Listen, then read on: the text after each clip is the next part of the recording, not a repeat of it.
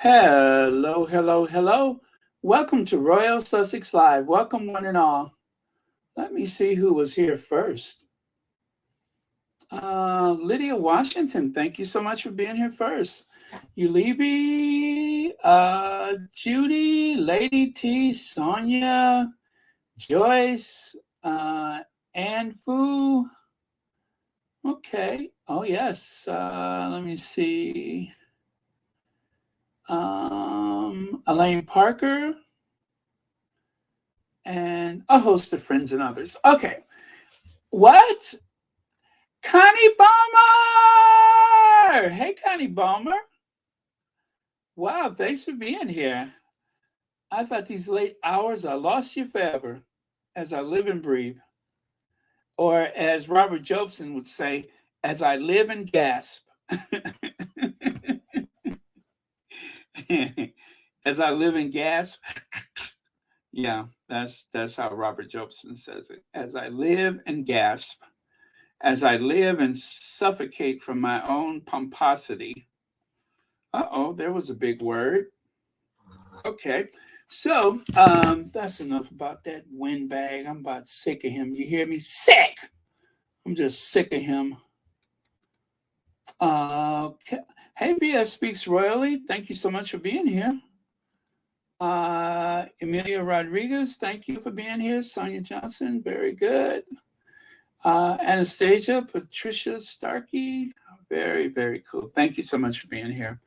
Okay, so let's get on with it. I think I have a lot of stuff actually. So, 100 calves and soon only one destination from the 9th to the 16th of September. As you know, the Mercure Spiel Arena. The Mercure Spiel Arena. What a cool name. For the Invictus Games from Monday, you will see this special edition everywhere in the city. And a big thanks goes to Taxi Dusseldorf for their support. Maybe we will also see that is Buddy behind the wheel. So Buddy, of course, is the mascot.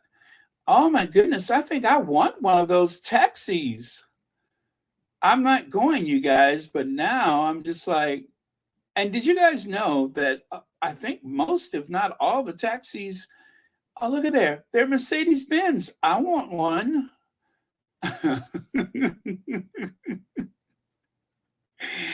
I'm like a big kid. I want one. Look at that.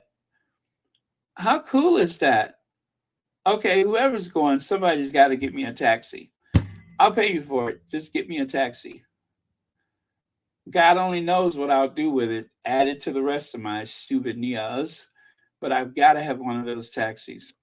So holler at me, right? So Netflix, the first time ever I saw Netflix, I felt the Sussexes would sign and get paid and buy a big house. And it was Netflix is just a gift that keeps giving. Now, I personally would probably not like having someone refer to me as the Duke and Duchess of Netflix. But you know what? At the same time, there's something about having a roof over your head, and especially for high profile people like them, security. I said it before and I'll say it again. I want them to become billionaires. I want them to have as much security as they need.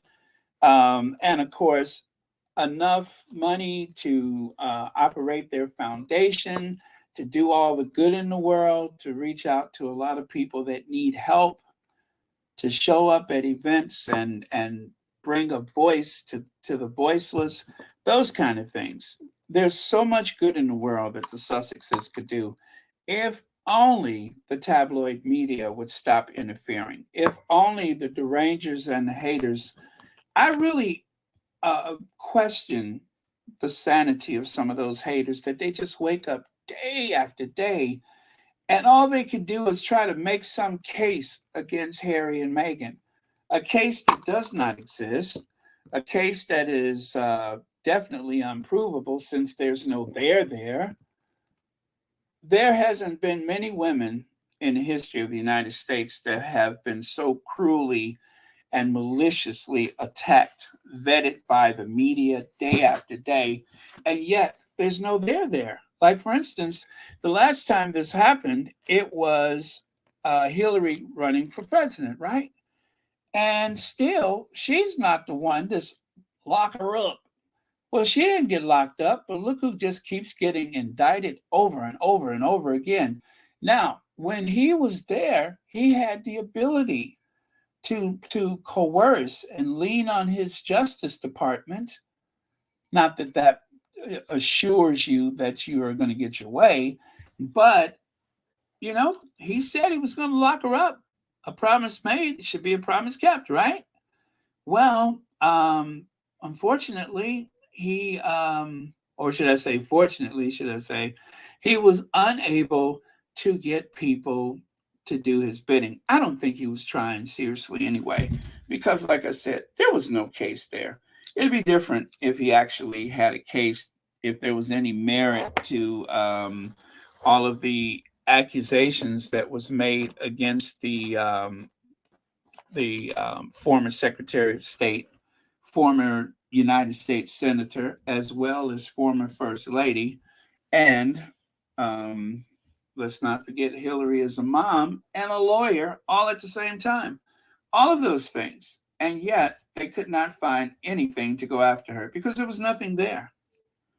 So that was the last time that someone has been vetted to that extent, who has been attacked.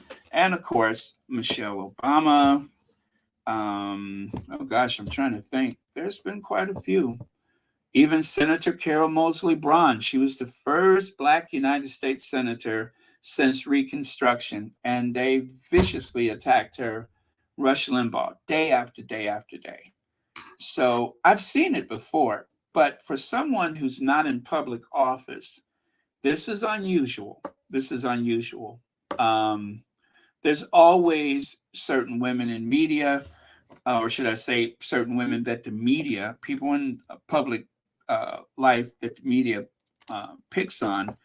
But for someone who's not running for public office, this attack has been sustained mercilessly for years, day after day. Over 50 articles in one day. No, I'm sorry, it was 44 for the Express, and I think it was like 38 or 36 for the Daily Mail, all on the same day.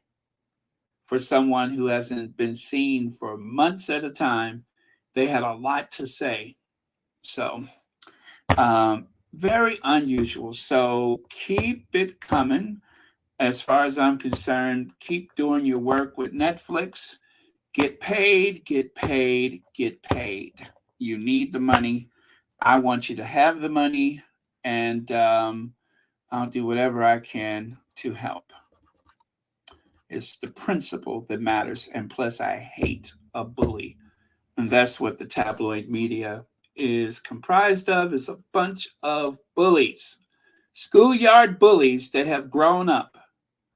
Bullies that never go anywhere on Saturday night, haven't had a date for years, and bears a striking resemblance to a poor woman who went into a hotel room with a pastrami sandwich and never came out.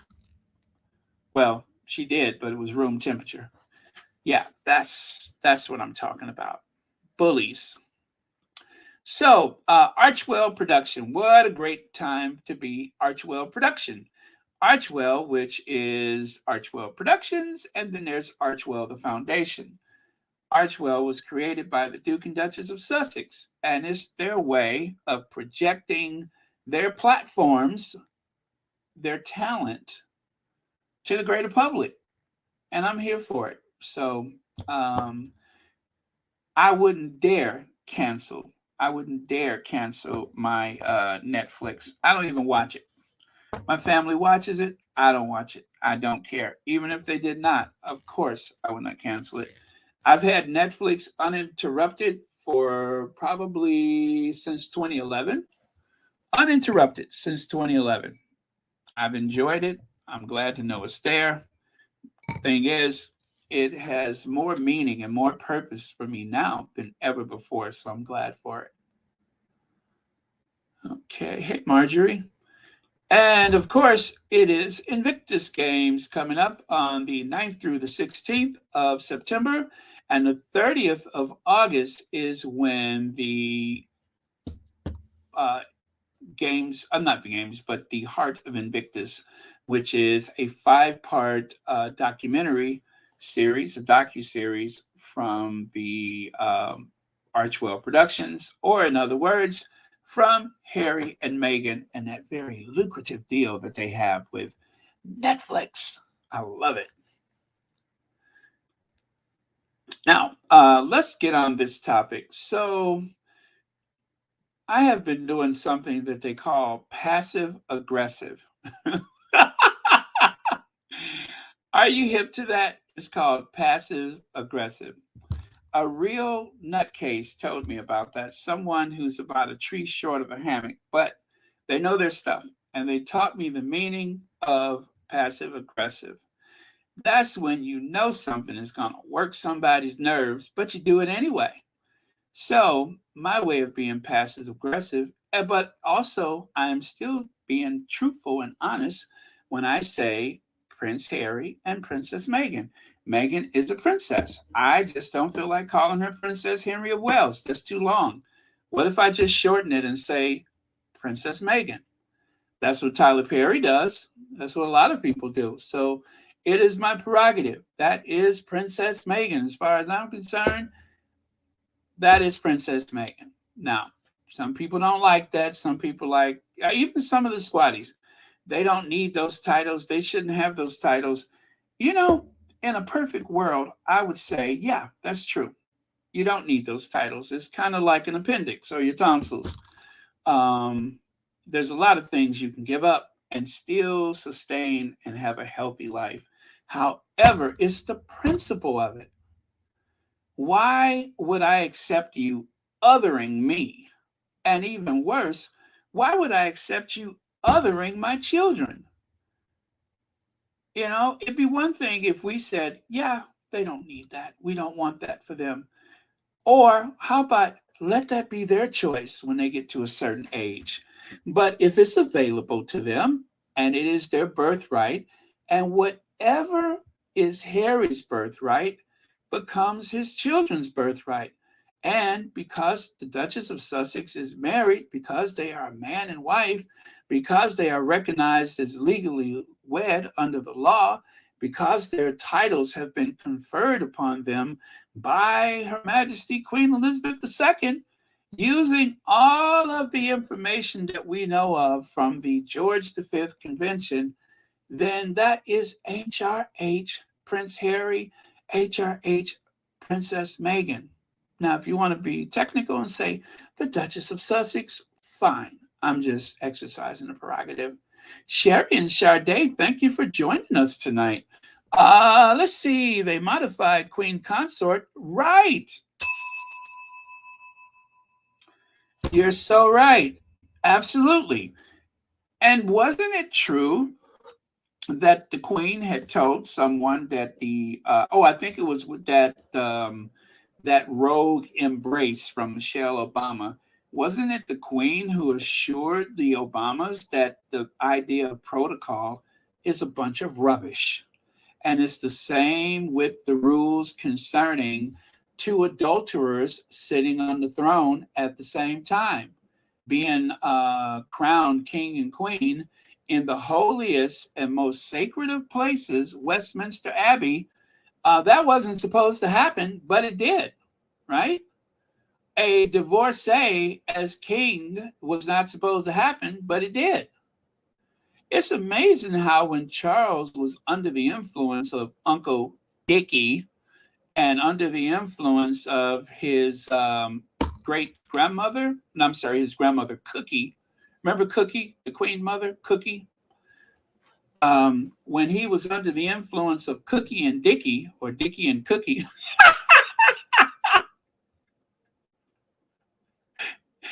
when he was under the influence of Cookie and Dickie, um, he decided, oh, yes, it is very important that I marry. He decided that he would throw all of his feelings for that worn out, old, weathered saddlebag. He would throw away those feelings and he would find himself a virgin. And he did. And they were married. And the only thing is, he did not feel the same way. And for that reason, that made her life miserable because he was listening to Dickie and Cookie. Well, Cookie's gone, Dickie's gone, his mom and daddy's gone, and now he is the sovereign. And even now, he is still petty and indecisive and unsure of himself. Nothing has changed. He was perfectly suitable for Camilla. What is it? Shan? He was perfectly suitable for her to mold into a creation of her own making. And that is what the people are paying some 350 million pounds per year for, is a big lump of clay that was easily molded into something of their image. And someone had to have created something like Charles, because otherwise, how do you? Well, I'm not going to talk about his childbearing hips. But thank you, Legs. You make a great point. Let's see here. Oh, Cynthia, thank you so much for the super sticker, and thank you so much for watching Royal Sussex. Happy Thursday to you. Or happy Friday if it's Friday for you now. Okay. Angelina says, but seriously, with all of the dirt that people in that family has done, we are about to change the rules when the first biracial black person comes along. Don't they always, though? Don't they always? How many times have I said, isn't it interesting how everything changes when somebody black show up? All of a sudden, up is down, left is right. All of those things change when somebody black show up. I'm just never surprised by that. And you're right to point it out, though. You're very right. Let's see. Reba Henderson said Meghan's marriage affords her titles given to her by Queen Elizabeth II, the same woman who would not dare erase Mrs. From her name. She should shut the heck up. Of course. Absolutely. Ms. Okay. Oh, Elaine Parker, thank you so much for the super sticker. And Helen Cole, thank you so much for the super sticker. And thank you both for watching Royal Sussex. So carrying on with that theme, take a look here. Oh, wait, I can't see that top part there. Okay, there we go. Website updates don't determine titles and styles. This is from Asquati. Prince Harry and Meghan are legally entitled to use their HRH styles unless a letter patent is issued to revoke them. They've agreed not to for the commercial pursuits. The rest is just palace and media spin to try to dupe the public. So that is all very accurate. It is just a bunch of spin. Harry can still use his title, HRH title, His Royal Highness, despite its deletion from the Buckingham Palace website. So too can Meghan. The letter patent granting the HRH honors have never been annulled, allowing them to continue to use the title if they wish. The statement issued by the palace in 2020 reads, the Sussexes will not use their HRH titles as they are no longer working members of the royal family, which is a nonsense. Beatrice and Eugenie and Princess Michael use HRH and are non-working royals. The king is hoping to fudge. The fudge will hold as he has no appetite for formally amending the rules as laid down by George V in 2017. And by fudge, of course, they mean the spin. He's hoping that the spin will hold so that he doesn't have to do anything. It would be impactful if they choose to take that course of issuing a letter patent to annul them, because doing that would be yet another blow with the royal family in terms of the Commonwealth. I am convinced, I'm not blaming the Sussexes solely, but with the talks of reparation and everything throughout the Commonwealth, it doesn't help the case for you to go after the woman of color, the sole woman of color that has been in that family in recent history. It does not help your case. It won't stop them because they tend to listen to the men in gray suits more than they listen to common sense. They don't really have anyone there to advocate for them.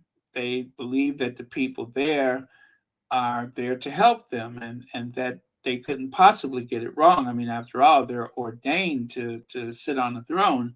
So how could you ever have a misstep?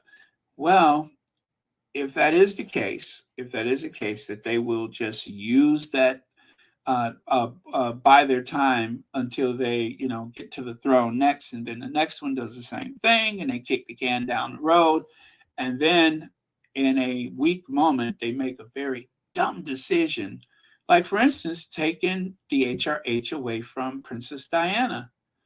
That made them look horrible when Diana died mysteriously and tragically in that tunnel in Paris. That made the royal family look really bad. I don't think that there has been a suitable punishment for it, but as I said, mysteriously untimely death in a tunnel in Paris. We still don't know.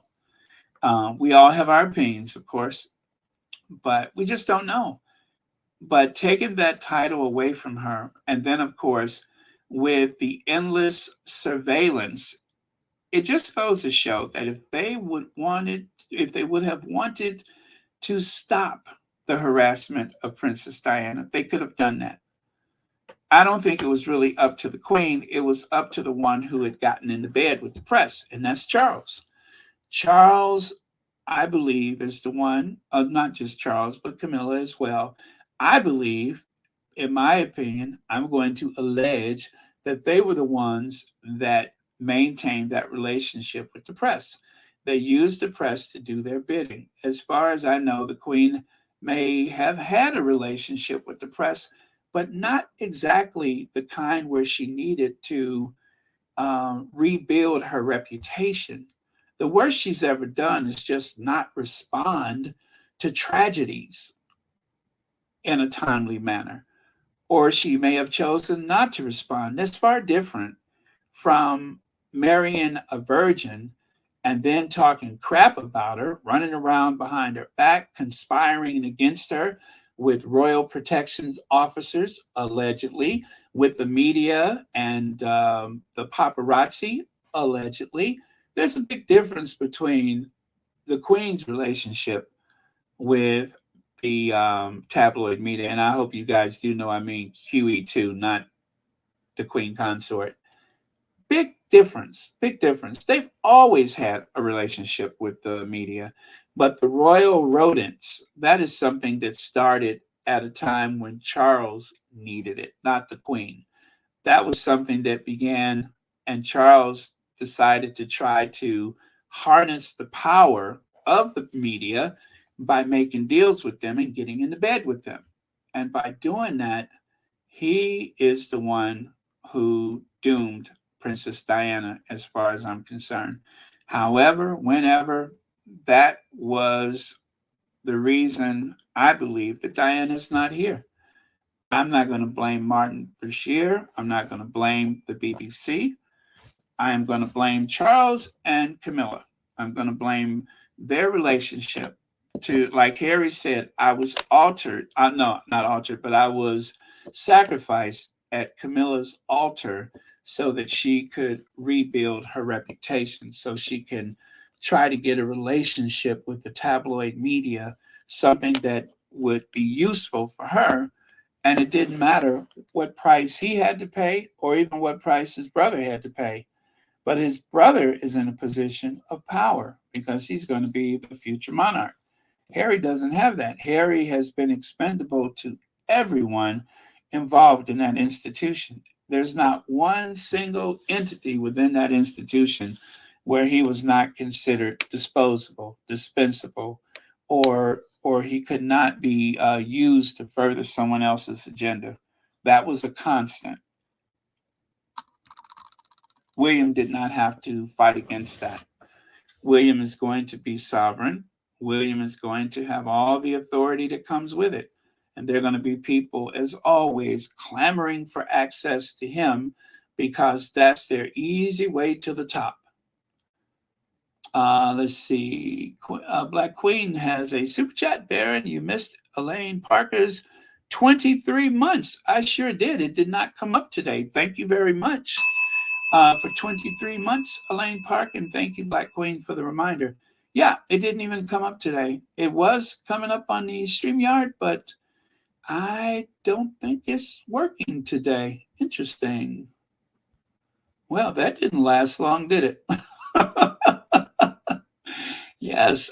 I can see it now. Thank you. I had to go back for it.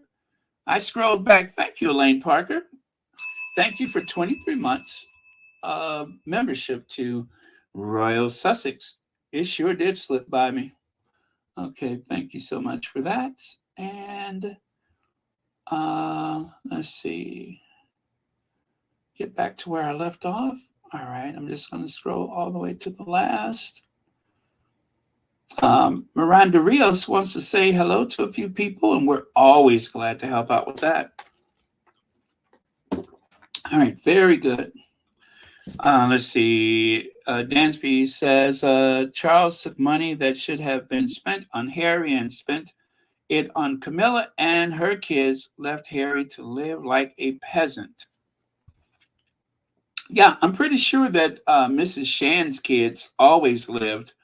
I'm sorry, Ms. Shan or Mrs. Parker Bowl. I'm sure her kids always got a bigger slice of pie than Harry received. Phyllis Brooks says, hi, Baron and Squatties.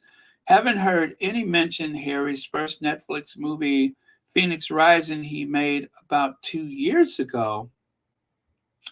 So Phoenix Rising, that was the first Invictus movie, right? And I do think I watched that one. Was that a movie or a series? But I do believe I watched it. I wonder if it's available. They haven't been promoting it. Huh, interesting. Got to look into that. Thank you so much for that, Phyllis Brooks. Thank you for being a member. And thank you, of course, for the super chat. Greatly appreciate it.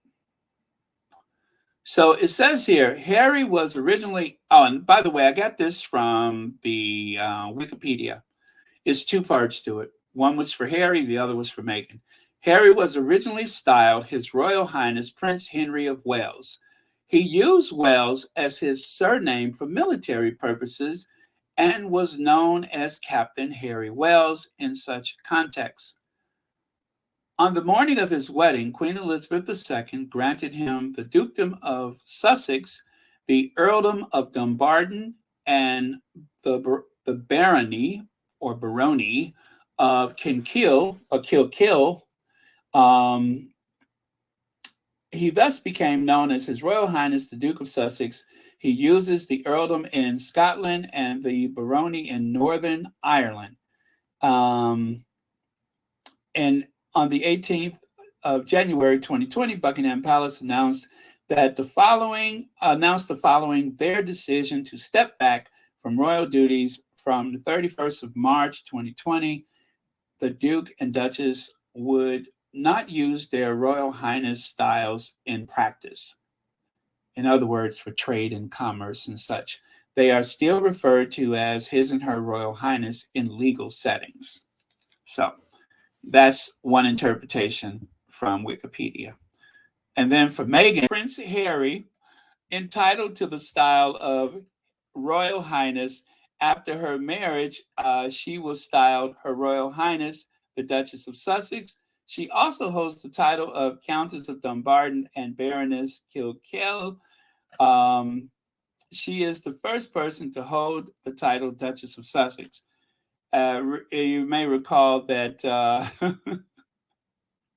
you may recall that there was never a Duchess of Sussex. The first and only Duke of Sussex, he married twice, but they would not confer the title upon either bride because he didn't get permission to marry and so on. So there's never been a Duchess of Sussex. Following the Duke and Duchess's decision to step back from royal duty in 2020, the couple agreed, blah, blah, blah, blah, blah, again, not to use those styles. Okay. Now, you know what? Earlier today, I read a tweet where they showed a picture of what's her name, Kate's father, lifting the veil on her wedding day, right? And then they showed Harry lifting Meghan's veil. And all day I've been thinking to myself, wouldn't it be awful? And I'm so glad that Charles did not walk her the rest of the way down the aisle. So that has been kind of coursing through my mind today. What a disaster that would have been.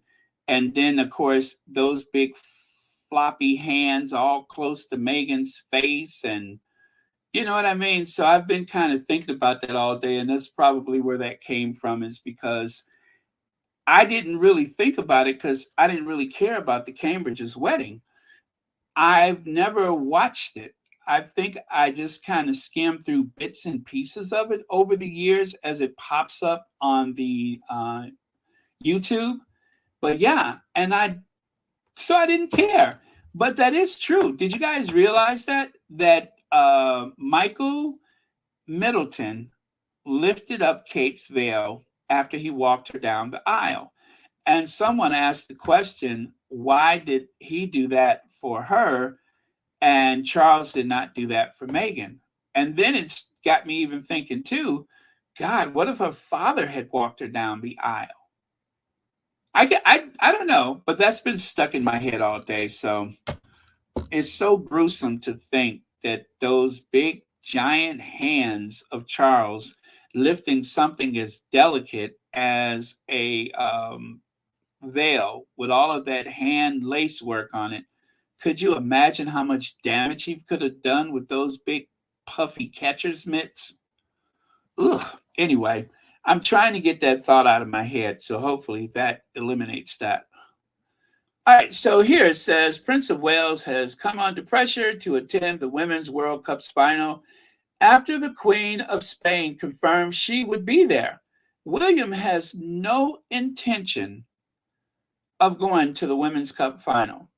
The Prince, president of the Football Association, has opted not to break away from his holiday to cheer on the Lionesses in Sydney, and he will instead watch Sunday's historic match on television. By contrast, the Spanish counterpart, Queen Letizia, 50 years old, of course, has confirmed she will make the journey with Princess Sofia, her 16-year-old daughter, to cheer on the national team. Spain's Royal Spanish Football Federation said the Queen would fly out to watch the match in Accor Stadium. Was it Accor Stadium? To show once again the royal household support for the national football. Their presence in the stands will only serve to highlight the lack of British royalty. Let me see. Gary Sutcliffe, the former Minister for Sport, who championed the women's game, said, I think the Prince of Wales should be there.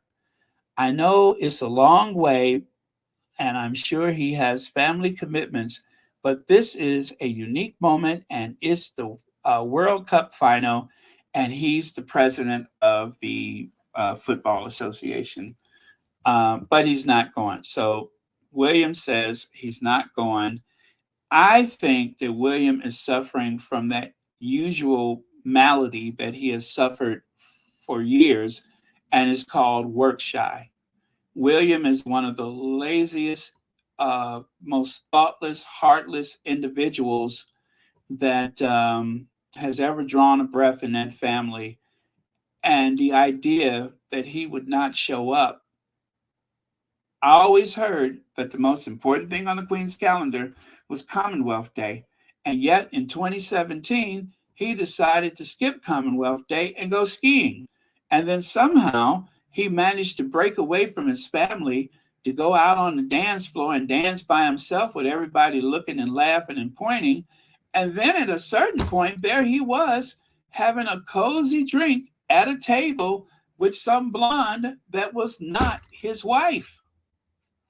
So, of course, that caused a bit of scandal, but then there was relief coming because eventually Meghan married into the family. And so all of those kind of things, Workshy Will and all those other monikers that he's had, all of that's gone now. All of that has disappeared. So he gets away with it.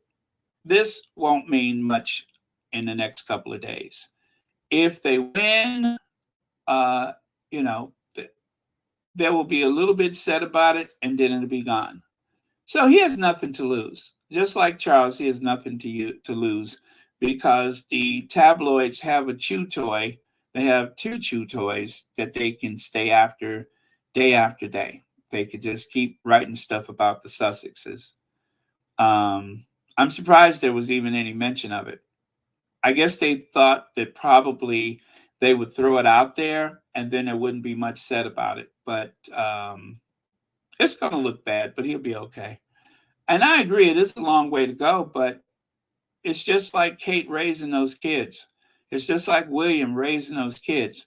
They have a whole team of people to help them do things that a single working mom or even a single working dad would find difficult, right? Let alone a married couple, but imagine the single parents that have to try to find time to do certain things or hope that extended family could show up. This man would be traveling in the lap of luxury. It could be because he's afraid he's going to get booed. That could be a thing, although I doubt if he would get booed in Australia. But then again, perhaps he would. You never know. There's a lot of people in Australia that's not so keen on the royal family. But you guys remember they kept this whole campaign going about would you boo the Sussexes? And he ended up getting booed, like right here. Right? Would you boo Meghan and Harry if they appear on the palace balcony? The Daily Express. And what happens? Well, be careful what you ask for because Prince William booed at Wembley by Wembley crowd in shock FA Cup final scene. Yeah, so he doesn't want that to happen either. That's a long way to go to get humiliated. And Dr. Charlotte Proudman says, I guess supporting the potential English world champions isn't worth the effort when they're women. FA presidents should likely be there in a heartbeat. Would likely be there in a heartbeat if men had made it to the World Cup final. Shame on two male leaders. I'd put it to you like this. All you have to do is make it worth his while. Just tell him there's going to be a pulled pork sandwich when he gets there. I'm pretty sure that he can find some place to get himself a pulled pork sandwich. Or just tell him, hey, there are some black men sleeping rough on the streets. Will you come? Can you make it? We heard that there are some black men sleeping rough on the streets. Let us know. RSVP and all that kind of stuff. So yeah, I think if there was a possibility of sleeping rough with a black man, he'd be there in a heartbeat. Maybe he doesn't know that there's black people there. I don't know. So there's also this going to happen. August 25th, An informal evening of socializing, chatting about independence, and promoting the big march. Bring a picnic, chair, blanket, sofa. Is that sofa? Ball, friends, etc. This is in, of course, Wales. You can see what is it? Simru. That means yes. Vote yes for independence. As you know, one of the things that have brought them together is the Queen died, and by the Queen passing away, that means Charles has become king, and William is the new Prince of Wales.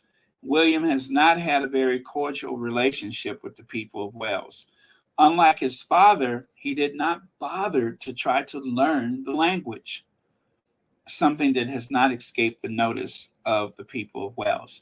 And so, for that reason, William is not very popular. There was already a movement for independence, and this is only accelerating the sentiment amongst the people of Wales. Wales is not as numerous as, let's say, Scotland when it comes to people who wants to break away from the Union. That is, of course, the United Kingdom, that union.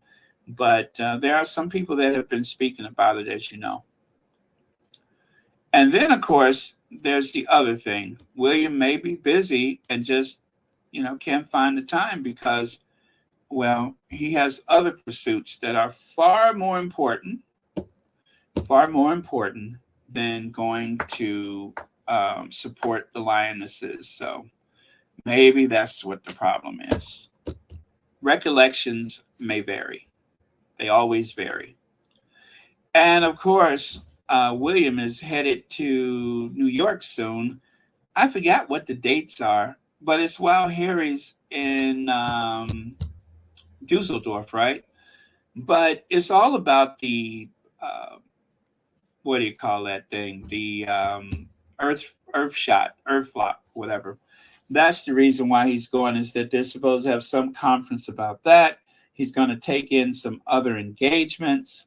And of course, one of my favorite things is to show you this photo from the Earth flop where there was barely anybody there for the first event that they had. Well, this is a new photo, or should I say, this is my new favorite photo. Take a look at that. I managed to crop the photo so you can see those handful of people. And yes, that is the same family that have become famous on Royal Sussex, because I keep showing their images over and over again to make sure that I remind people that there was nobody there. Look at there. Even from either perspective, you can see it was pretty sparse. There were far more reporters and security people than there were actual people. There's bystanders waiting to see what all the excitement was. And a source of mine, I got sources everywhere. A source of mine told me that family was on their way to Waitrose, and they were just going to find something to heat and eat for dinner. And yeah, so I'm looking forward to their next event in what's that place in Singapore. Looking forward to it. Compton Caligo says Kate and William was booed before the Coronation going into church. Yes, they were.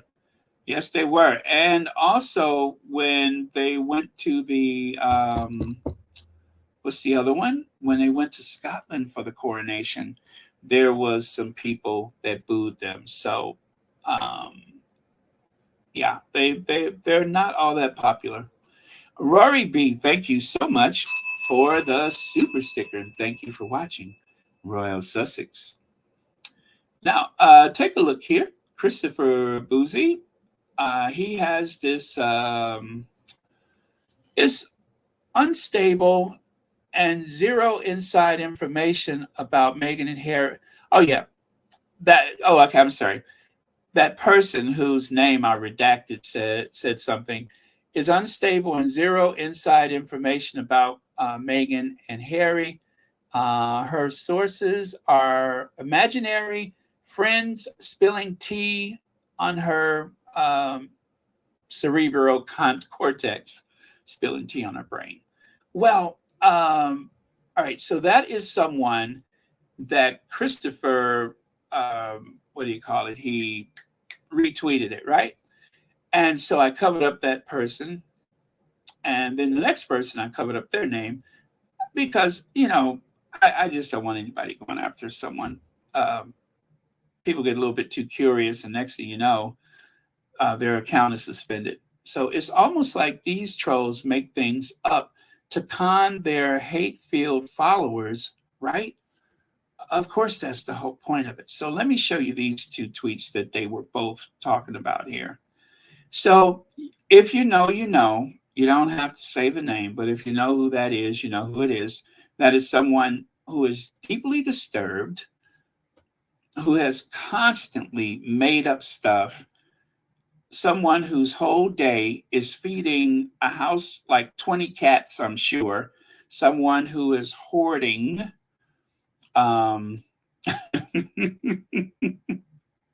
someone whose whole world is watching QVC. Netflix has canceled Heart of Invictus.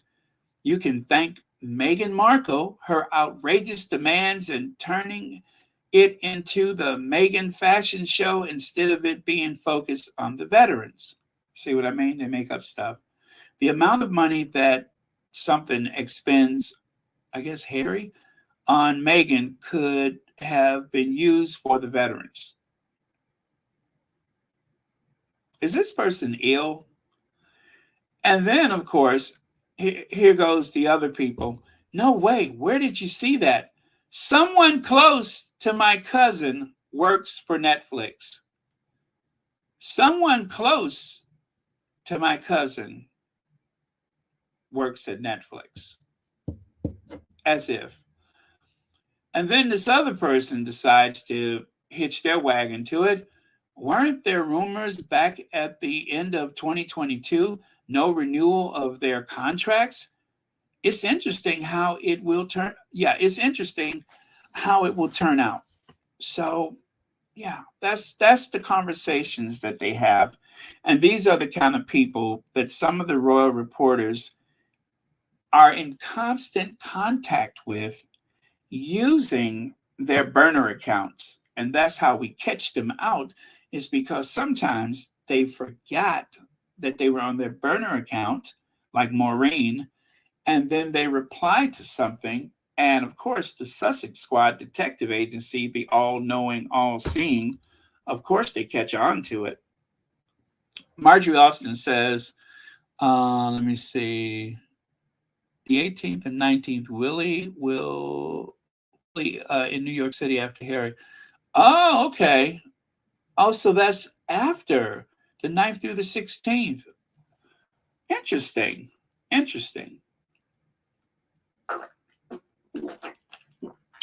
Sorry, excuse me.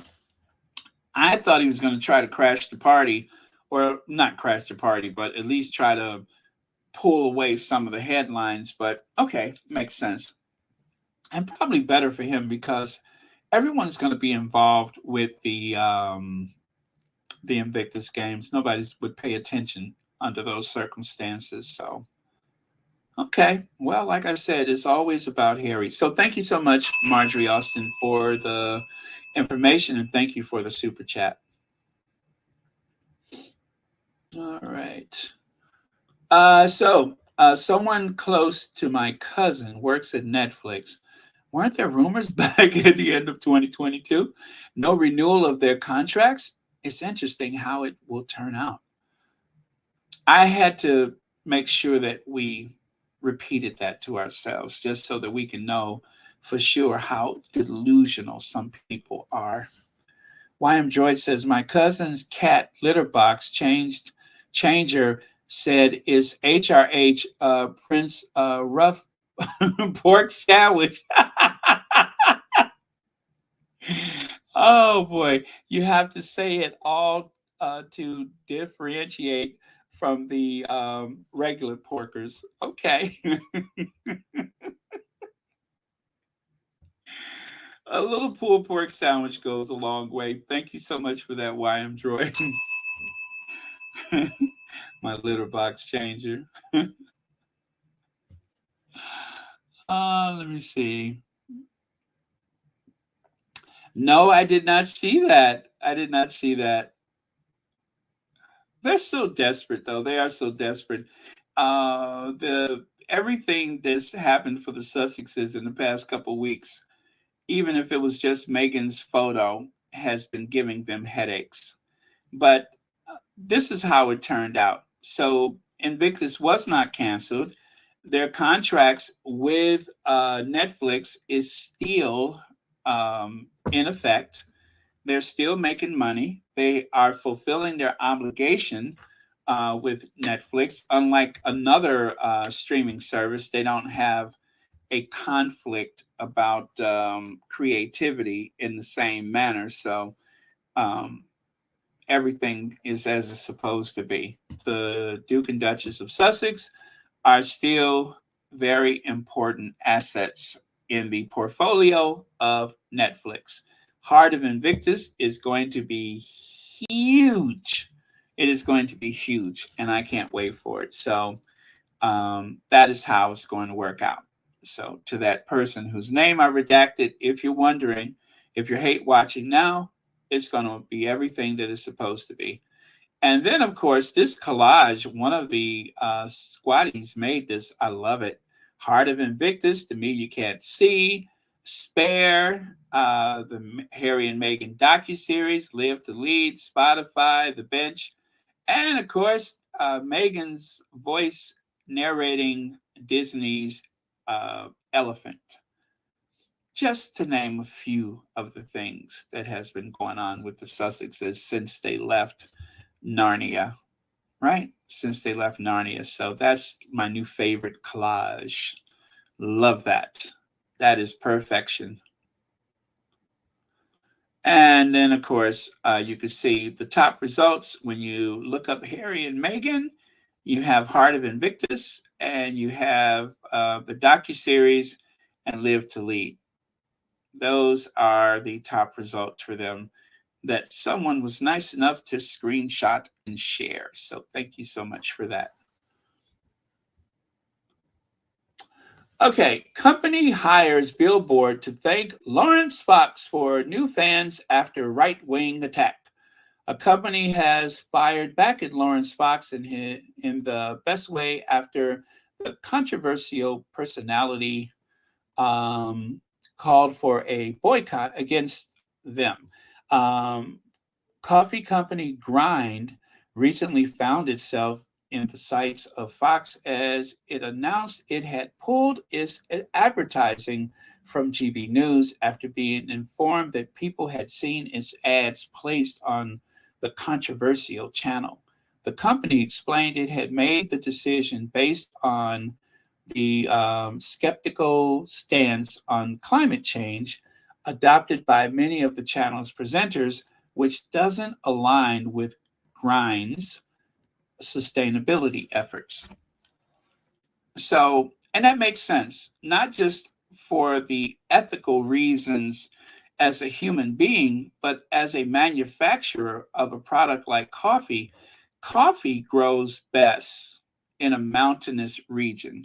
Coffee has a certain layer of the altitude in which you can find the best Java beans, right?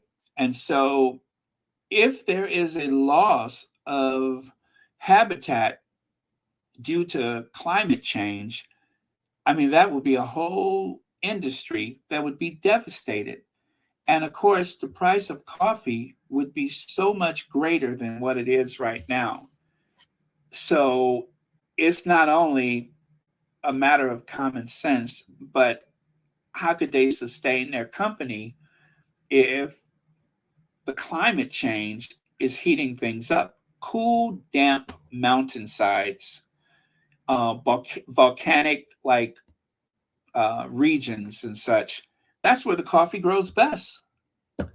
That's why you get so much great coffee from Central and South America. You get great coffee from Hawaii. You have great coffee from Jamaica. You know, some of those mountains are dormant volcanoes, haven't erupted for thousands of years, but the soil is ideal. The climate is perfect. It's in those mountainous you know what I mean, regions. And so they're protecting themselves like that as well. And it just doesn't make sense. So um, it was a good move that Lawrence Fox, I think he is, uh, well, you guys know he was imitating, I don't even want to say it. It's so disturbing. I'm just going to move on. But, and nobody says anything. It's like it's not even a big deal. There's no strong pushback or anything. I'm shocked by that. So, as you might know, we started running TV ads. Oh, let me do this so I can see what it says. Okay, there it is. As you might know, we started running TV ads a few weeks ago for the first time. We are really excited about them. But as part of this, we ran a big test showing the advert across hundreds of UK channels. Last week, some of our customers and friends reached out to let us know the advert had been shown a few times on GB News as part of the test, and we then decided to pull further spend from the channel. Sustainability is a core focus at Grind, so it's not the right fit for us as partner with the channel that provides a platform for those who cast doubt on climate change. In response, entertainment personality Lawrence Fox tweeted that he would be personally boycotting Grind and encourage others to join him. From there, we received a barrage of tweets on the topic, some in support of our decision and some disagreeing with it, trending as high as the number 5 on Twitter UK. Thankfully, this led us to a huge number of new customers discovering Grind, drinking a spike in traffic. Driving a spike in traffic and sales on grinduk.com. In the days following the tweet, to say thank you to Lawrence for helping connect us with a new audience, we've launched a billboard in, oh boy, this shows that I'm not from the UK. Wait, don't help me. Leicester. Yeah, Leicester Square. That's the one that gets everybody. Leicester. Yeah, Leicester Square today, showing just a few of the positive tweets we received in response to his call for a boycott. We've also made a $1,432 donation in Lawrence's name to the the Worldwide Fund Climate Crisis Fund. No, that's not it. I forgot what WWF is, but anyway, crisis fund, twice the amount we spend with GB News. Thank you for thank you for your support. With love, Grind. So you got to look at that number, 1,432. How much does a commercial cost? How much are they spending on a commercial? That's what I'm wondering. I know how much they spend for, people to come on the show, 300 pounds, 200 pounds, just to show up and disparage the Sussexes. So are they making money? Are they even making a profit? I mean, I'm sure every penny helps, but twice as much as what huh? How much are you spending for a commercial? Do you mean that I can get an ad for Royal Sussex on GB News? Wouldn't it be fun if I had an ad on GB News? Oh boy, that would be fun. They're not the only ones. Kia, the car manufacturer Kia pulls GB News ads following Stop Funding Hate campaign. Car maker Kia has pulled its advertising from GB News after they were made aware of them being shown by campaign group Stop Funding Hate. The South Korean manufacturer said an advert broadcast on the right-wing news channel was not planned or approved by them, and it was shown due to a mistake by the broadcaster, adding, "They have apologized and taken action to ensure it doesn't happen again." Coffee brand Grind sparked a backlash among right-wingers after it pulled its advertising, with Lawrence Fox tweeting that he intends to boycott the brand from now on and encouraging others to do the same. But the move immediately backfired, with people rushing to place orders with the brand. I'm going to take a look. Grind even dedicated a billboard to Fox after they spat, highlighting what a spectacular own goal it was. Okay, so there you go. Kia Motors, they have also pulled their ads. I want you guys to listen to this sound bite. You have got to listen to this. This is the reason why GB News is in so much trouble. This is they have no soul. They have no soul. That they have viciously mocked and attacked this young girl. Swedish teenager, that odd little Swedish teenager, Greta Thunberg. This annoying little Swedish teenager. Goodness gracious me, Greta Thunberg. I'd forgotten just how annoying she was. She really must be crying and shouting at the moment. You'll make them look bad enough, Greta, if you turn up with your scarf and your protest and your placard waving.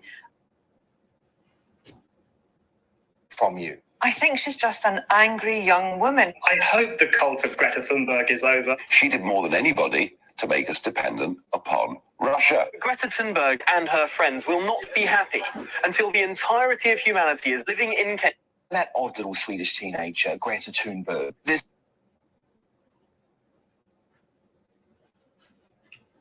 Okay, one more time. I'm not sure that was loud enough, so let me do it one more time. This has made me think a lot about the sort of journalist and broadcaster. That odd little Swedish teenager, Greta Thunberg. This. Uh-oh. Let me try it again. Little Swedish teenager. That odd little Swedish teenager, Greta Thunberg. This. I don't know why that keeps happening. Oh, you know what? That odd little Swedish teenager, Greta Thunberg. This. You know what happened? Do you guys remember a while ago? Remember the mute woman? Do you guys remember that? When I would try to play mute woman and they muted part of mute woman? That's what happened to this tweet. Their mouths are moving, but there is no sound because Twitter must have gotten complaints and this teenager, Greta Thunberg. This. Isn't that something? They muted it. They muted it. And you know what? It's a good thing though, because it was awful. They mocked her. You see, that's why it only goes as far as him saying that. I thought it played the first time, but I guess not. Did it? Wow, that's interesting. That must have slipped through if it got through the first time. But yeah, they muted that part of the tweet. And I didn't know Twitter could do that, but I think when they get complaints, they do mute part of it, just like my famous mute woman for Catherine, how they muted that one. So I had to go back and try to find it, which I did. And of course, the rest is reasons Catherine is so popular amongst certain demographics, and I'm going to say older people and men, is because she says absolutely nothing. She's a good little girl who keeps quiet and doesn't complain, doesn't do anything, doesn't rock the boat, and is a very traditional, old-fashioned mute woman. Take note, Nicola. There it is.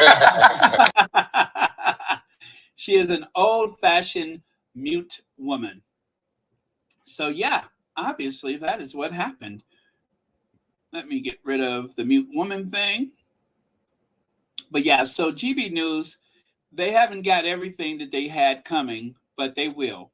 They will. And I hope and I pray that more will be done to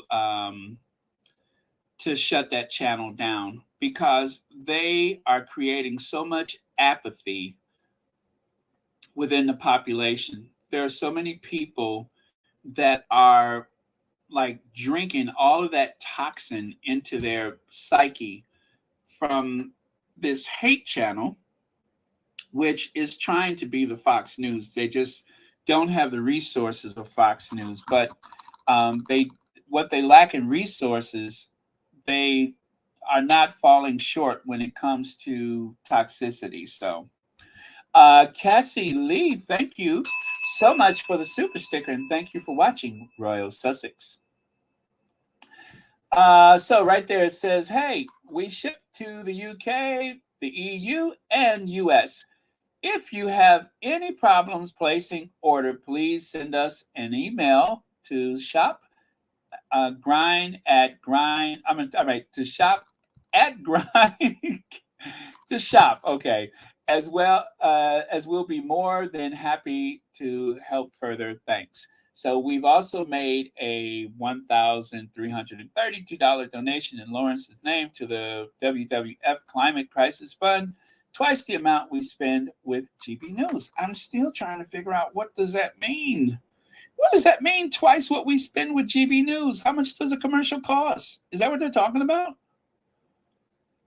Okay, so let me get to Robert Jobson. Robert Jobson.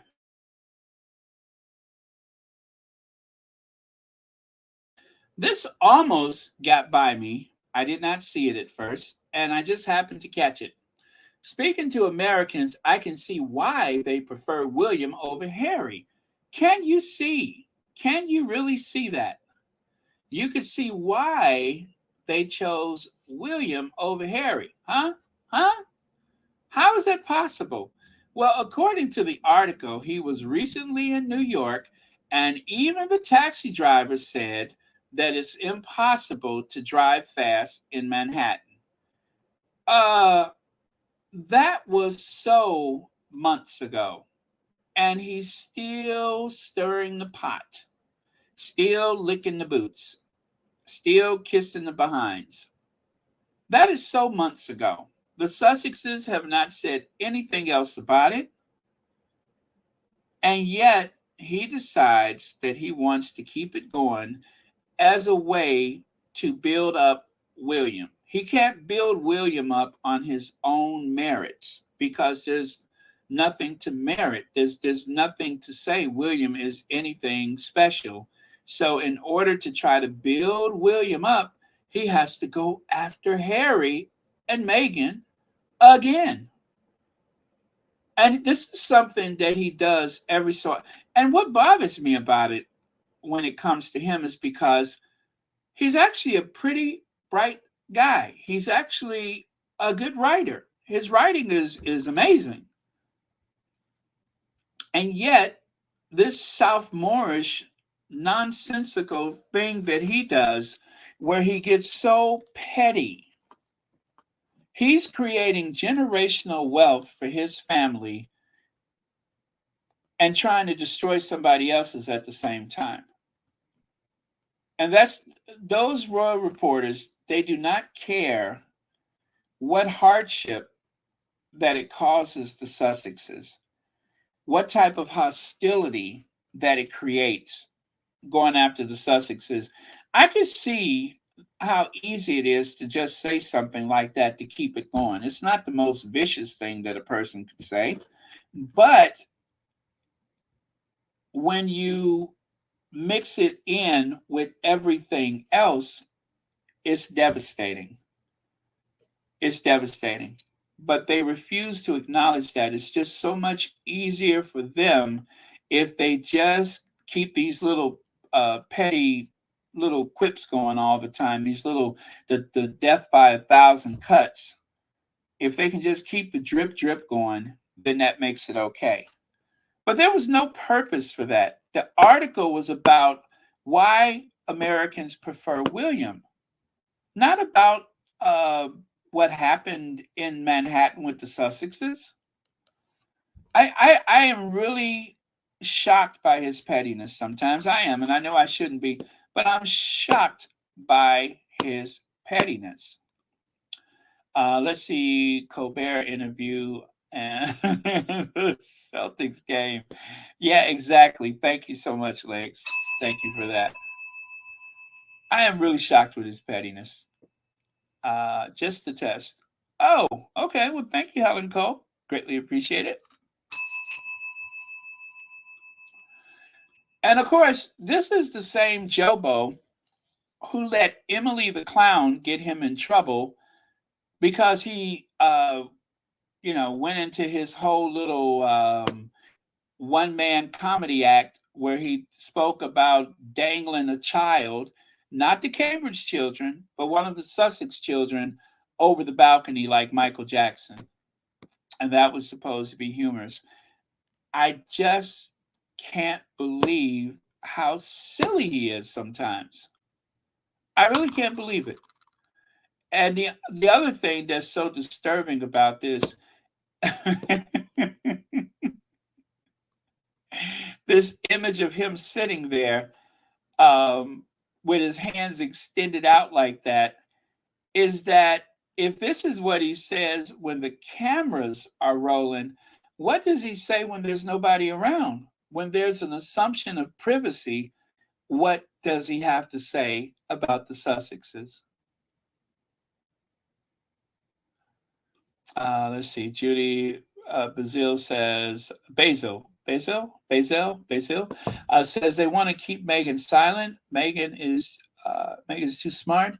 That's why they mad. Let them stay there with Kate. Don't talk back. Old people like her. So are they saying Kate is a dumbbell?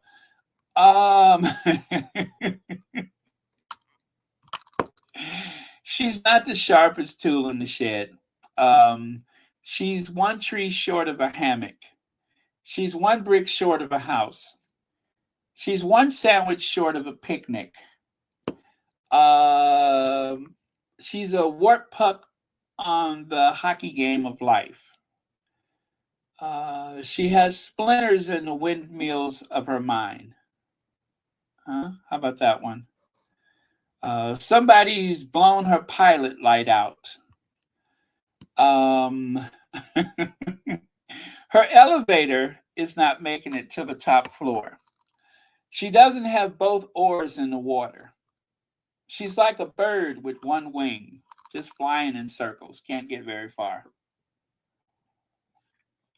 But I would never call her dumb.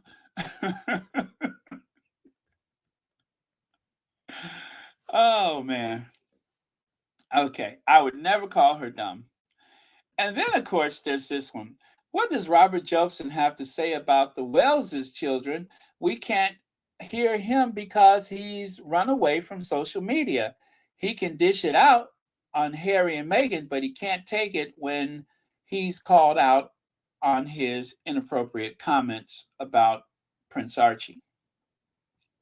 So this brave individual, Robert Jobson, this warrior for the royal family, he did get called out.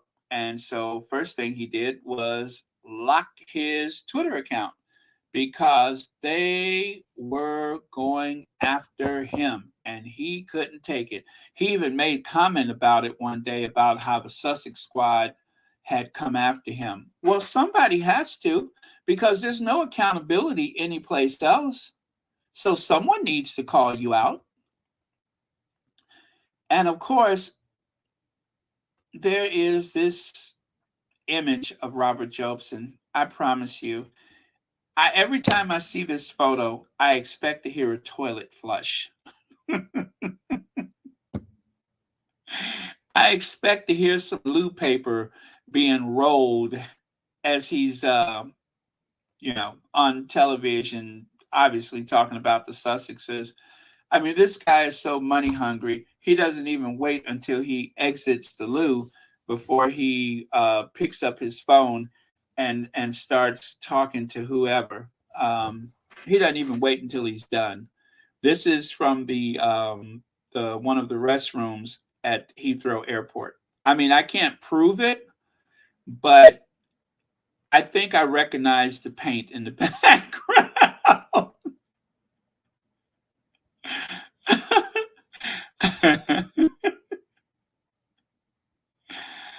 Oh man. So Lex says they want to discredit the car chase because it would highlight the media harassment. Thus, they have to gaslight to discredit and defame their character. Yes, Lex. Thank you so much for that. That is so very true. That is so true. They love the car chase. They love it because it's an opportunity to call the Sussexes liars. And the other thing is, and take it from Dave Chappelle, don't ever let them call you crazy. Take it from Princess Diana. Don't ever let them call you crazy, because if they get a chance to say that you are not in control of your faculties, that gives them even more license to do terrible things. That is one of the best moves that a bully can make, is if they can convince people that you're not altogether there. They weaponize that. They don't try to help you. They don't lay off of you. They weaponize it, and they try to go in for complete destruction when that happens. So that is very dangerous when they have the opportunity to. And that's why, of course, William, just like he did his mother. See, with William, everybody's crazy but William. Everybody's got a problem but William. William declared that his mother was paranoid because of Martin Bashir and BBC, not because of the Daily Mail, the Sun, the Express, the Mirror, the this, the that, the not because any of those entities. That's not why his mother had problems. Which, by the way, she was not insane, but he used language to imply that she did not have control, that she was made paranoid, and that there was some type of, cloud over her, in so many words, because of Martin Bashir and the BBC. When we all know that it was a collective. The BBC was not the worst of it. Wasn't the best either, but it wasn't the worst of it. I don't know that the BBC has ever hired paparazzi before, but I know the tabloids have. And William decides to go on television and read a speech that was prepared for him. So, let me get this big booger bear off the screen. And read a speech that was prepared for him. You ain't heard that in a while, booger bear. Let me get this big booger bear off the screen. Big booger bear. Anyway, thank you, Lex. But yeah, that speech was prepared for him. He didn't have enough sense to refuse to do it, because I'm convinced by this, by him giving that speech, it absolves any responsibility for what happened to Diana. It absolves responsibility from the tabloid media, from the paparazzi, and throws it all on Martin Bashir and on the BBC. Mr. and Mrs. Bland. The Mail disagrees, but Jan Moore says she is disappointed in Kate and William because their American tour proves just how dull the royal couple have become. And that was back in 2014. And then, of course, the NBC network, NBC scales back its royal wedding coverage because William and Kate are so Boring. Boring. So they scaled it back. And these stories are from the Daily Mail. It's always interesting what you can find when you look back at the Daily Mail. But they were too boring for the U.S. And that tour of the U.S., that's when Kate was all cringing and looking so anguished when she took a photo with LeBron James. Remember that? When she was like trying to crawl out of her skin, you know, Miss People Person, Mrs. Personality, Miss I went to a rave party and all that kind of stuff. First of all, as a 42-year-old mom, please don't tell anybody you went to a rave party. Don't tell them. Do it, but don't tell anybody. Don't make a big fuss out of it. Keep it to yourself, because that sounds like somebody's just trying to get their mojo back. They tried to make her relatable, but those are two of the most boring individuals that's in the public sphere right now. Just boring, dull as dishwater. I've seen a limp dish rag that had more personality than Will and Kate. Seriously. There are people that are what do you call it? That are studying for their PhD in some study hall or library right now that are demonstrating more personality than Will and Kate. Corpses have more personality. A 100-year-old tortoise has more personality than Will and Kate. They are boring, dull, nothing to them. And it's just amazing to me how the tabloid media has done so much to try to make them interesting. Kate can't talk. William always talks so fast, it's like he's got a plane to catch. Seriously, it's like he's got to go and catch a plane to go to Australia. We know he ain't going to do it. It's an insult to me. It's insulting that people try to build them up like that, try to make them out to be something they surely are not. But that's what they're stuck with. That's what a hereditary monarchy gives you. There is no meritocracy going on. It's an aristocracy. All you have to do is show up. The rave could have been a AARP meeting. Exactly. She could have been going to an AARP meeting or looking for some type of assistant or something. Yeah, they're probably trying to find some assistant living for Charles just in case. Oh, thank you, YM Droid. Yeah, that's what they're doing on vacation. They're trying to find a home for Charles just in case. Robert Jobson. These are Robert Jobson books, by the way. Robert Jobson has been writing books for years about the royals. His most recent book is the one in the center, I think, or is it the one on the left? Charles III. Yeah, so yeah, Charles III, the one on the left. That is his most recent book. And then, of course, there's one in the center.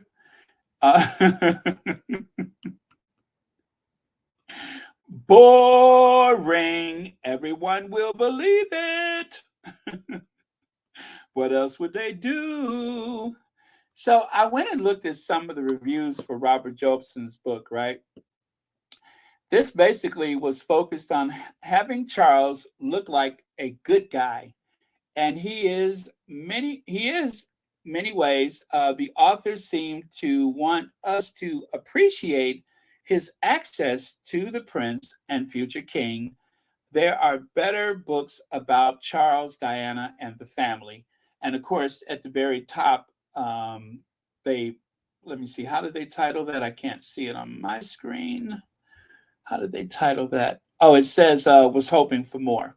And then this other one says, it's nice to write about someone whom you really like and admire, but the book felt very slanted, almost in the realm of propaganda. King Charles has many wonderful qualities, and Jobson does an excellent job articulating those, but it wasn't a biography of a complete person, which was a disappointment. So Jobson is a true admirer of the king, is how they titled their review. And then this one, I just used the title. It says, thinking this author intends to keep his free Prince Pass for future interviews. So yeah, just to make sure that he has access. And then this one, Bucking for a Peerage. The book is written in homage of Britain's next monarch. If he survives his mother, maybe Robert Jobson is trying for a peerage. Certainly he deserves one for this book. And then the last one should be called Press Release from Press Release from Clarence House. Was hoping for a more even-handed 21st century look at the life of the Prince Charles, and instead got an unbridled praise for his project and work ethic. While this may be true, like all writers, reporters seeking to have access to Charles, nothing would be complete without taking shots at Princess Diana and attributing Prince William's temper to her. Add to this was the author's repeated reference to his private conversations with Charles. All in all, a waste of time. I'm telling you guys, go to Amazon and don't click the 5 stars. Don't click the 4. Go for the 2 and 1 star reviews. Go to but as you can see here, even the 3 stars, if you just look at the title for their review, you can see some really honest assessments of these books. Yes, he's licking boots, Marshar. He's licking boots. These boots are made for licking, and that's just what he's gonna do. And one of these days, those boots are gonna walk all over you. Okay, you've been eating where you shouldn't have been eating. And you thought you never would get full. Ha! Well, they just brought out a whole new roasted chicken. Yeah. And I bet you Robert Jobson's mouth will drool.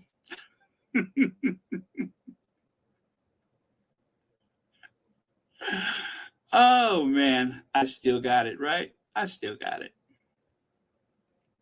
Prince William has a notably short fuse in private and can sometimes be difficult to handle, a royal author has claimed. So obviously that is where that assertion came from recently. It's a narrative about William that's been going on for a while. But journalist Robert Jobson writes that the Duke of Cambridge can be a bit of a shouter, and his temper can blow up at any time when the future king is frustrated or when an issue concerns his family. Insider reportedly claim even William's senior aides will check which way the wind is blowing before asserting themselves around him or broaching subjects that may be problematic. Okay, so there you go, Robert Jobson with his usual access to King Charles. Anyway, I'm sick of him. And then here, pathetically trying to distract from the Liverpool boobalee. I knew it was coming. So Robert Jobson decided that he would try to deflect for William being booed at Wembley. And what did he do? I know some of y'all remember this one. Whatever happened to that Buckingham Palace investigation into the Duchess of Sussex as he gasped for air, allegedly bullying royal staff. Right? Isn't that what happened? He decided that he would grunt and gasp. He would use his death rattle to somehow pose the question about the bullying claims. This, as far as I know, was maybe the last time that someone had brought that up, or it may have been second to last, because the palace kept doing it too. The palace would put a statement out or something like that. But again, Robert Jobson, with all his lack of neck and airway, decided that he would ask the question. Have you ever just listened to him on television? Oh my God, it's frightening. I feel like I want to at least recommend a trach for him. I'm always thinking he might need a trach. I'm like, somebody please give this man a trach, because I'm afraid for him.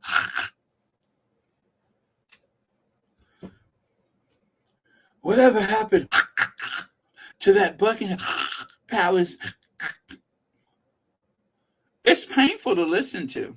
It is really painful to listen to. But it's because he's so full of excrement that it's like pushing up against his esophagus. That's why that happens, is because he's so full of it. And then Robert Jobson. How can Harry and Meghan carry on this Netflix deal? There are many who believe this fiction is fact. It will cause untold damage to our king and queen consort around the world early in his reign. Are Harry and Meghan really that hard up? Come on, H. Show some loyalty to your country. You know what I say? If the country shows some loyalty to him, then sure. But sorry about that. As far as I'm concerned, get your money, Harry. Get your money. Get paid. And I'm going to tell you why it's important for Harry and Meghan, especially for the hate listeners, for the what do you call it? The derangers. The reason why Harry and Meghan needed the docuseries is because they have no voice in the UK. There's nobody that is consistently responding to the British tabloid media. Harry had his court case. They had their docuseries. And they've had a few other things, like, for instance, the Oprah interview. But see, the problem with the Oprah interview is that Oprah owns the rights to that interview. So because the wider, greater public has no access to watch it again, when the derangers and the tabloid media and such, when they decided to try to pick it apart and try to gaslight you into hearing things that were never said, into believing things that never happened, there's no way for us to share it with you, to respond, or to even say, hey, well, why don't you just go and watch it? It has gone back into the vault, and we won't likely hear or see anything about that until like maybe the 10th anniversary, if we ever see it again. And so the tabloid was given license to just make of it what they will. Most of us will never see it again. And so with the docuseries, you have a record.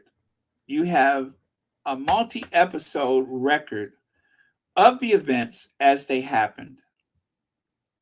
You know, they hired a director to put it together.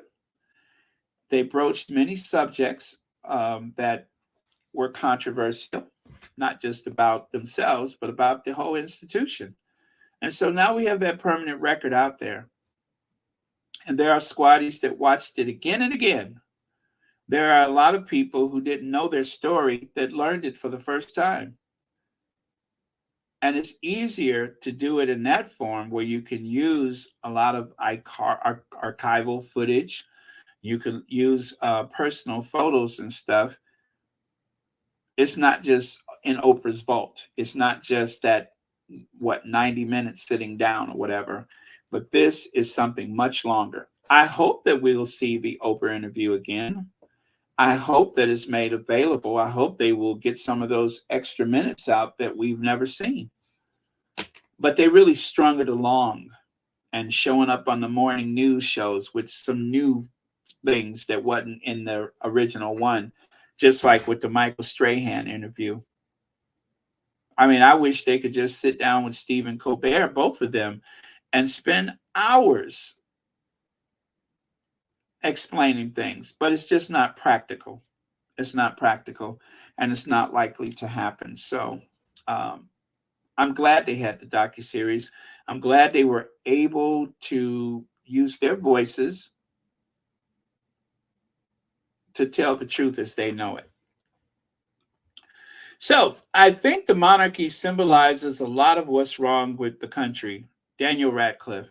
Well, I didn't know Daniel Radcliffe was such a, well, I won't say he's anti-monarchy, but he's not for the monarchy. He thinks the monarchy is a big waste of time. And they quoted him on the Republic website. And then I looked it up just to see if I could verify that he actually said that. And yes, he did. And he also had said in an interview how much he really sympathizes with Harry and Meghan. He said, I realized that I went through it for some years, but I could not imagine what it's like for Meghan having married into the institution. And he said he felt really sorry for her. So that was the one interview where I saw him say that with his own words. The Royals will soon get a funding rise of 45%. Well, we talked about that yesterday. And then there's that figure that I mentioned yesterday. The monarchy costs about £345 million a year, enough to pay for 13,000 NHS nurses. Now, that is Graham Smith and the Republic's figure. And they are accounting for things that are not accounted for, costs that are just absorbed by the government that they don't share. And of course, all right, I'm going to try to explain this one more time. The Crown Estates make money. That money is profit, which goes into the Treasury and then is calculated at 15 to 25%. And then from there, they give the money back by way of sovereign grant to the Crown. And the Crown, which owns the Crown Estate, will make some more money. Now, the money that they make, of course, will come from the future wind farms off the shore. Everything off the shore belongs to the sovereign. There's a lot of things that belongs to the sovereign. And so was it George III who gave up a lot so that they would just give him a percentage of the income? And I believe they used to debate time and time again every year how much money to give to the royal family. But then to save the Queen's dignity, they decided we won't do that. We'll just give them a percentage and leave it at that. We'll give them a X amount of dollars or pounds, that is, and leave it at that. Well, that has turned out to be a disaster because not only are they getting a set amount of money, but as I said yesterday, they cost twice as much as the next nearest royal family, and that is the one in the Netherlands. But I don't believe that that figure is accurate. I still believe they cost that much and a lot more. They say it's 86 million pounds. No, it is 345 million pounds, more or less. I promise you that number is correct. The other number They wish it was that amount. It is to maintain properties, security, to pay for staff. There's a lot of things, and there's also a lot of hidden costs, a lot of things that is done on their behalf by the councils, by the government, and everyone else that is not accounted for. So it's far more than that little pittance that that's still a lot of money, 84, 86 million pounds, but it's so much more than that. And they're about to get a 45% increase. This is like some type of money scheme right here. This doesn't make any sense. And yet people accept it. And when they need to distract, when they need a distraction, you know what they do? Whatever happened to the Buckingham Palace investigation? That's what they do when they need to distract. They have somebody like Robert Jobson ask about the investigation. That's how they distract from things like that. Gasping, farting, and whatever else they're doing. That is how that is how belching, all of that, sweating. There's a lot of sweat. There's a lot of sweat. There are people who have running marathons that are not sweating that much. There's a lot of sweat, but you do sweat a lot when you're full of it. You sweat a lot. You grunt and you sweat, and you grunt and sweat. So, and gasp and sweat and grunt. Leaving Charles to go to one of his several homes surrounded by images of the past where he can just thumb through those granny notes, or soon to be of his own image. But yeah, he could just sit there and thumb through all of those things and think about his life and how he got to this point. Speaking of getting to the point, check this out. We the people. You guys know what that is? That's the preamble. We the people of the United States of America, to ensure domestic tranquility, to provide for the common defense and promote the general welfare, and secure the blessings of liberty to ourselves and our prosperity, do ordain and establish this Constitution for the United States of America. Article 1, Section 1. By legislative, anyway, I'm not going to do that whole thing, but that is the Constitution. And a lot of the Constitution is based on English law, English history, the Magna Carta. All of that is what helped make the Constitution what it is. And before all of that, you had the Romans, you had the Greeks. There was a lot that brought us to the United States Constitution.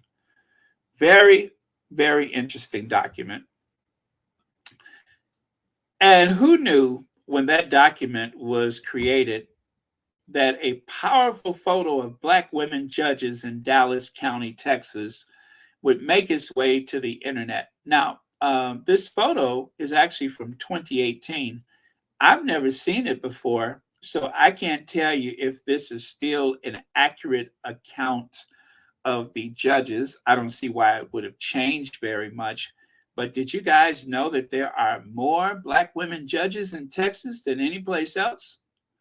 Right here, what a sight. Ahead of Election Day, a group of Black women judges in Dallas County, Texas, gathered together for a powerful photo shoot. One of the judges, Andrea Martin, wrote in a Facebook post, "Did you all know that Dallas County has the largest number of Black women judges in America?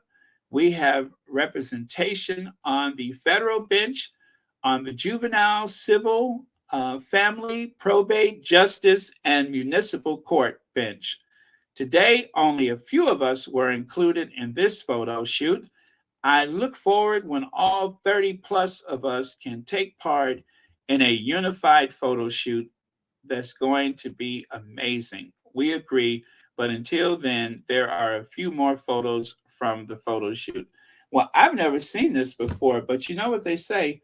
Representation really matters. And you can't really know what's possible until you see someone like yourself in those spaces. Always important. So I decided to grab all the photos that I saw and share them with you. So there's this one. Excuse me. And then there's those two. And I am going to show you my favorite. It's these lovely ladies right here. Stop in the name of love before you break my heart. Think it over. Don't you love it? I love it. I've never seen this before. If anyone has the time to look it up, if you feel so inclined, I would love to know what the numbers are today. I didn't know how or where to find it, so I didn't look. But if you have the time, go ahead and share it with us. Thank you, ladies, for being an inspiration to young girls who look like you that dream of pursuing a career in law one day. How cool is that? How cool is that? 30 plus judges, and they all came together, well, mostly together, to take these photos. So there are the 5 photos. I don't know which ones may have been repeats. I think the lady on the right, did I just see her? Yeah, that's her right there on the top photo. But yeah, this is really cool. Love, love, love this. And it reminds us, of course, of Ketanji Brown Jackson, the first Black woman on the United States Supreme Court. I am still excited about that. It's a good thing. And so, of course, to celebrate that, to really capture the spirit of the moment, you know what we got to do, right? We've come a long way to Justice Brown Jackson. We came in to celebrate Justice Brown Jackson. We came from the Harriet and Sojourner to Justice Brown Jackson. Ida B. Wells and Dr. King. Justice Brown Jackson. Shirley Chisholm. Justice Brown Jackson. Barbara Jordan and Maxine Waters. Justice Brown Jackson. We came here to celebrate Justice Brown Jackson. A Black woman on the Supreme Court. Justice Brown Jackson. A beautiful, intelligent woman. Justice Brown Jackson.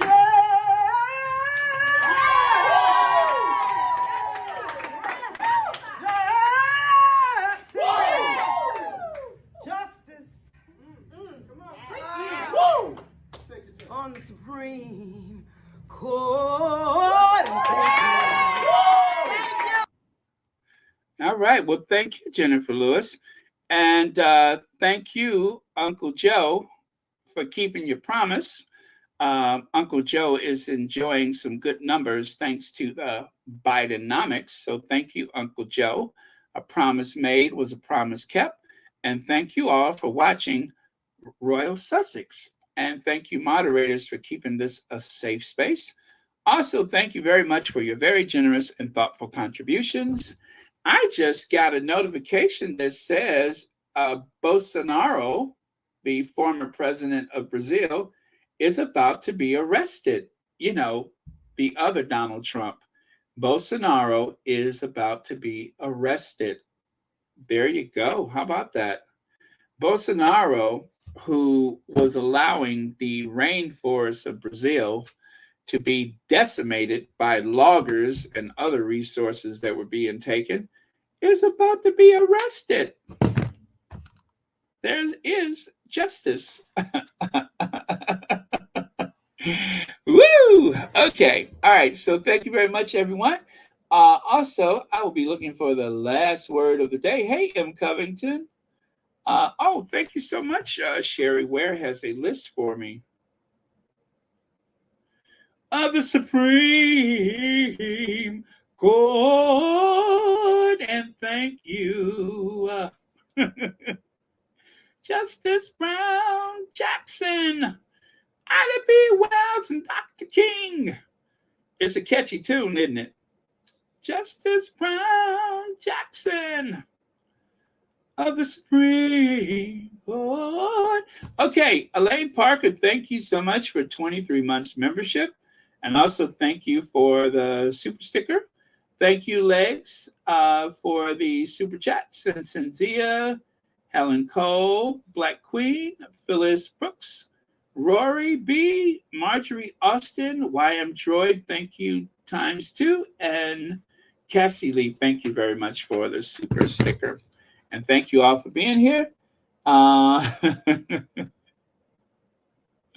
Yes, Bolsonaro. They say they about to lock him up. I have a source in Brazil. They say they about to lock him up. Okay, so, all right. So Gwendolyn Daniel says, good night, Squatty, family, Baron. Have a great night. Love the podcast and chat. Cookies and cream absolutely showed the rat. All right, well, that sounds good for me. Thank you, everyone. Cookies and Cream also says, everyone, please stay safe, pray, don't peg, and hydrate. Okay, I'll drink to that. Okay, so let's end with, instead of the usual, let's end with Madam Duchess. Okay. Justice Brown Jackson, Ida B. Wells, and Dr. King. Justice Brown Jackson, Maxine Waters. Okay, Justice Brown Jackson. Okay,